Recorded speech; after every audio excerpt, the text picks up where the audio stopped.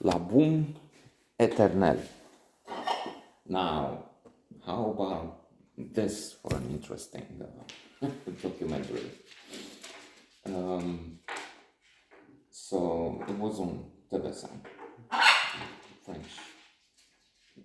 I was going to say equivalent of CNN, but it's not. It has news. It's general television with a general offer interested films, entertainment, news. Interesting. So, La Boum Eternelle documentary, which speaks about the cult classic French movie, La Boum. The problem is, I have not seen La Boum. Or if I did, maybe it's something of it, maybe among those thousands of movies that I did have rolled through here. I've forgotten. I keep forgetting things. What was I saying? But it's interesting. The documentary made me want to see the movie, and that's a good kudos, good an achievement. All right. Then it's interesting in itself. It talks about the music, how the music became something which was on most people's lips, and how they found this fellow who had tried for, I don't know, 10 years, and they put him in. How they invite all sorts of colorful guests. We have some modern people with exotic hairstyles and chic and cool and more. And they speak of the fact that, well, that was a film for the upper classes, but with privileged youngsters, how they were studying at the Lycée Henri le Deuxième, Henri the Terminal, which supposedly is the creme de la creme, it used to be.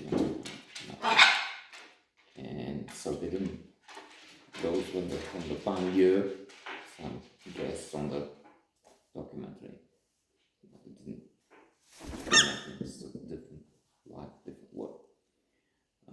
So it's interesting. My own experience with French,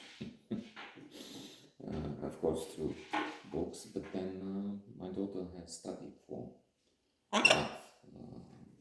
12 years maybe at the Lycée Français, which has the crèche from kindergarten all the way to the end before university. And yes, there were some advantages, better than the other offers. Also less expensive in terms of private school. It was the most affordable. 3 times, 4 times less than the British or the American school. But there were some crazy things happening. One driver a woman driver from the French embassy ran me over as I was cycling, and then instead of caring, mais quoi, mais qu'est-ce que c'est, mais ça va, mais putain, mais quoi. And then they have this thing which I don't understand. They used to have, I think they still do. I mean, I know they finished like 4 years ago. So at 3, when most students go out, people come. There are maybe 300 cars waiting for them in the parking lot. And 200 of those, 250, keep the engine running for, it's not 4 hours, but for long minutes, 20. Even if it's like now, spring, and you have 21 degrees outside, and they said 21 on the climate system, air conditioning. and they could just lower the windows, but they don't. So that's the silliness of many from here. There's some drivers sent by big shots to take the kids off, so they don't know better. Many want to show off that they have the money to spend. But how about the proviseur, the leadership of the school, the management? How? And it's not that they didn't notice all this thing, a disgusting phenomenon. And again, it's not one, maybe not 250, 180, but you get my point. And wow, it's a bird singing outside. I wrote to them, look, maybe you haven't.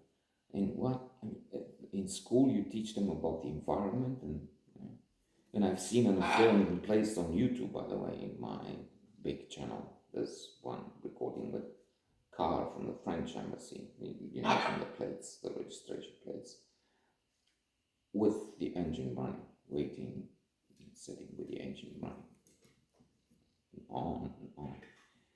And so I said, and then they come in the car park and they're taught completely different, the opposite. There's the pollution, and then the waste, and so, and nothing. They didn't do anything. So, la boum. I wonder what they teach them. Henri II, deuxième.